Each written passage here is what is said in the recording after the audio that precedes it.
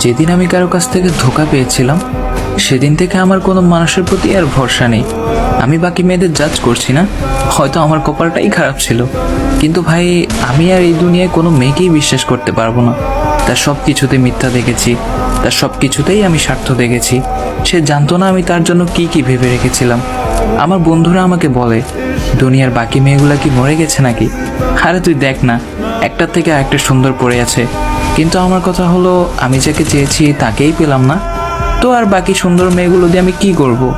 এত কিছুর পর আমি আর কোনোভাবেই কাউকে বিশ্বাস করতে পারবো না। আর সবাই বলে নতুন কাউকে বিশ্বাস করে তার সাথে থেকে যেতে। আমি কিভাবে কারোর সাথে থেকে যাব? আমি এটা কখনোই বিশ্বাস করতে পারবো না যে আজকে যে মানুষটা আমার সাথে আছে কালকে সে আসলেই আমার হবে। এই দুনিয়ায় সব কিছুই ভালো, কিন্তু সেটা দূর থেকে। কখনো এটা ভেবো না 100% মানুষটা ওই রকম যেমনটা সে দেখায়। যেদিন থেকে সে ওই কাজটা করেছে যেটা তার করার কথা ছিল না, সেদিন থেকে দুনিয়ার এসব মোহমায়া বাদ দিয়ে নিজের কাজের দিকে মনোযোগী হলাম। আর হ্যাঁ, আমি অনেক ডাউন হয়ে গেছিলাম আর ডিপ্রেশনেও চলে গিয়েছিলাম। আসলে আমি কখনো ভাবতেও পারিনি তার কারণে আমার এই হাল হবে।